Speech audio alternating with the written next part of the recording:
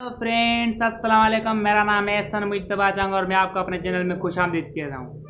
Friends आज मेरा topic है लाइन्स फ्रॉम एशियन मैन पे, और lines from Asian man poem number 4 है।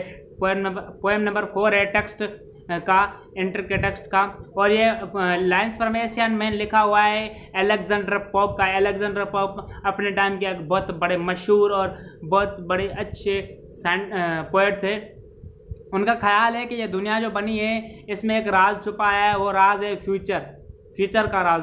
दुनिया में ऐसी कोई भी तख्लीक नहीं, कोई भी क्रिएचर नहीं जिसको फ्यूचर का पता हो। खुदा ताला ने ये एक बात सीक्रेट सब के लिए छुपा रखा है, वो है फ्यूचर। किसी क्रिएचर को भी ये पता नहीं कि फ्यूचर में क्या होने वाला है, और सिर्फ इसी का पता है कि पास्ट में क्या हुआ है और प्रेजेंट में क्या हो रहा है। सिर्फ इसी का पता है इसके ऑल क्रिएचर्स को। और इसका कहना है कि जो मैन है, जो आदमी है, आदमी को जानवर का पता नहीं कि जानवर कल क्या करेगा। और जो स्पिरिट्स हैं, मतलब कि जो मलाइके हैं, उसको ये पता नहीं कि सुबह आदमी क्या करेगा। और ये सिर्फ जो सारी मखलूक हैं इस दुनिया में आई हुई है नीचे, मतलब ऑल बींग्स जो हैं, वह सब के लिए ये एक ही राज छुपा हुआ है। और पोएट ने एक दूसरी भी मिसाल दी हुई है, मिसाल दे के समझाई हुई है। उसने मिसाल दी है कि एक ब्यूट्स का मतलब है कि एक जानवर है।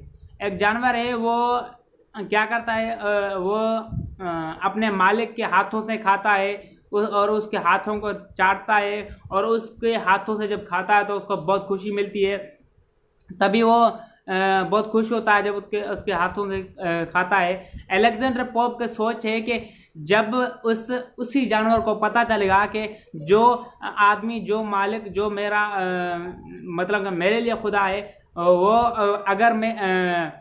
अगर मुझे खिला रहा है, अगर ये जो खिला रहा है मेरे अपने हाथों से, मैं उसके हाथ चाट रहा हूँ, अगर सुबह मुझे वही ज़िबा करेगा तो वो जानवर क्या करेगा? क्या वो खुशी से खाएगा उसी हाथ में से? नहीं खाएगा एब्सोल्युटली, क्योंकि उसको पता चल जाएगा कि मुझे ज़िबा होना है इसके हाथों से सुबह।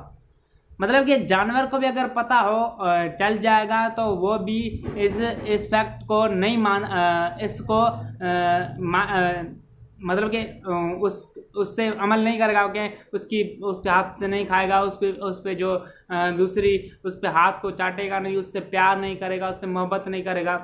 और जो पोएट ने कहा है कि एक लाइन लिखी हुई है पोएट ने, वो है O blindness to the future kindly given.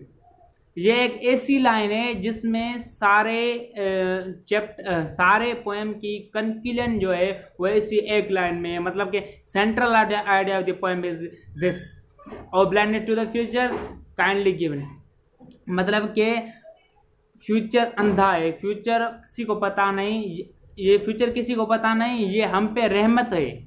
मतलब कि फ्यूचर को एक राज ही रखा गया है, ये रहमत दी हुई है हमें अपने खुदा ने कि फ्यूचर राज है। अगर सोचा जाए कि अगर किसी आदमी को काम दिया गया है, एक दिन के लिए काम दिया गया है, उसे कहा गया है कि तुम्हें ये काम करना है, मतलब कि टास्क मिला हुआ है, मुझे एक टास्क मिला हुआ है, और अगर मुझे पता चले कि इस टास्क के बाद, इस काम के बाद जो मुझे दिया हुआ है, इस काम के बाद मैं मर जाऊंगा, तो क्या वो मैं काम करूंगा? वो जो काम है XYZ, वो काम मैं करूंगा? नहीं करूंगा, क्योंकि मुझे पता है कि मैं सुबह इस काम के बाद मुझे मरना है। तो वो एब्सोल्युटली मैं काम नहीं करूंगा और मायूस होकर बैठ जाऊंगा। मतलब कि दुनिया में कोई भी रनिंग नहीं करेगा, सब एक ही जगह पे, सब अपनी अपनी जगह पे मायूस होकर बैठ जाएंगे। कोई भी ये सोचेगा नहीं कि बस मैं सुबह मर जाऊंगा, मैं इतने दिन के बाद मर जाऊंगा, मेरे करने का क्या फ़ायदा, मेरे मेहनत करने का क्या फ़ायदा, मुझे क्यों दौड़ना चाहिए, मुझे क्यों हार्ड वर्क करनी चाहिए, इसका मेरा कोई भी मकसद नहीं। इसलिए वो खामोशी से बैठ जाएगा। लेकिन खुदा ताला ने ये राज रखा है इसलिए क्योंकि आदमी अपनी ज़िंदगी अच्छी तरीके से गुजार सके। लेकिन जो अल्लाह ताला इस पोएट ने ये भी लिखा हुआ है कि अगर कोई आदमी किसी भी काम के लिए तो उस अगर ऊपर लिखा हुआ है कि इस काम के बाद वो मरेगा, तो कुछ भी हो जाए लेकिन वो काम उसको पूरा करना है, उस काम पूरे करने के बाद ही वो मर जाएगा। मतलब कि एक टास्क दिया गया है, ऊपर वाले ने टास्क लिखा है, वही टास्क पूरा होगा तब भी वो ऊपर जाएगा, ये पोएट का कहना है। और पोएट ने बहुत सी चीज़ें कही हैं। पोएट ने एक इक्वलिटी दिखाई है। वो इक्वलिटी क्या है कि पोएट ने कहा है कि हमें उम्मीद रखनी चाहिए, दिल से उम्मीद, ना कि ज़बान से उम्मीद। सिर्फ ज़बान से नहीं, अपने दिल से, हमें दिल से उम्मीद रखनी चाहिए कि हम कुछ कर पाएंगे।